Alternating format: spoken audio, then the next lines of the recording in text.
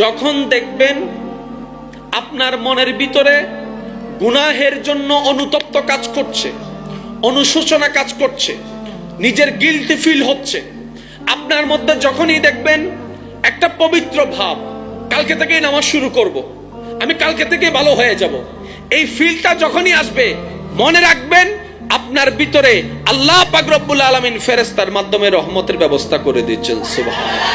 আল্লাহ আপনাকে ডাকছেন, আল্লাহ আপনাকে আপনার আল্লাহর দিকে ডাকছেন, আল্লাহ পাক রব্বুল আলামিন আপনাকে বারবার ফিরে আসার জন্য ইঙ্গিত দিচ্ছেন, কিন্তু আফসোস ওই নিয়ামতটা আমরা ধরে রাখতে জানি না বলে আবার হারায় যায়।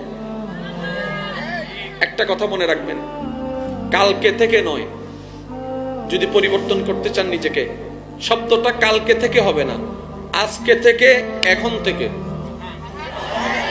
এবার সেই এখনটা যদি হয় গভীর রাত, এশা পড়া শুরু করে দিবে, সুবহানাল্লাহ বলবেন না? আর একটু জোরে বলবেন না? কিচ্ছু থাক না থাক অন্তত যাই নামাজ বিছায় বসে যাবেন, পারেন কিংবা না পারেন কোরআনটা হাতে নিয়ে বসে যাবেন।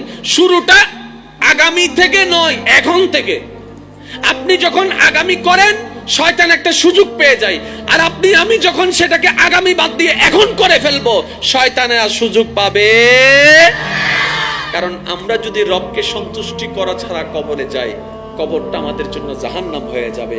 আর যদি কোন রকম রবের সন্তুষ্টি নিয়ে কবরে যেতে পারি, এই অন্ধকার কবর আপনাকে ভয় দেখাতে পারবে না, বরং আপনি যাওয়ার সাথে সাথে আপনার ঈমানের আলো এত প্রখর ভাবে প্রজ্বলিত হবে যে আপনার কবরের ঘোর অন্ধকারকেও হার মানিয়ে ফেলবে। সুবহানাল্লাহ। পরিবর্তন হওয়ার দরকার আছে না নাই? আর একটু জোরে বলেন, আছে না নাই? আল্লাহ আমাদেরকে বুঝার তৌফিক দান করুক।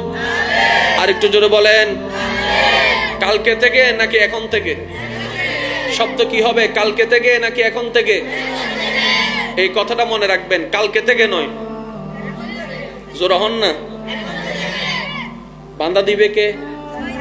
জোরে বলেন, বান্দা দিবে কে? এবার আপনারা আমরা সবাই মিলে আওয়াজ দিয়ে বলি, আমাদেরকে খাওয়াই কে? আরো জোরে। কার জমিনে আছি? কার দেওয়া দেহ?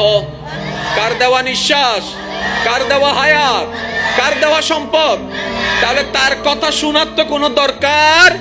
ফাইন্নাশ শাইতানু লিল ইনসানি আদুউম মুবিন। রব সতর্ক করে দিয়েছে, সুতরাং আমাদেরকে সতর্ক থাকা দরকার। সে যেটাকে বলবে হ্যাঁ, আমরা করে দেখাবো না, সে যেটাকে বলবে না, আমরা করে দেখাবো হ্যাঁ, ইনশাআল্লাহ। আরো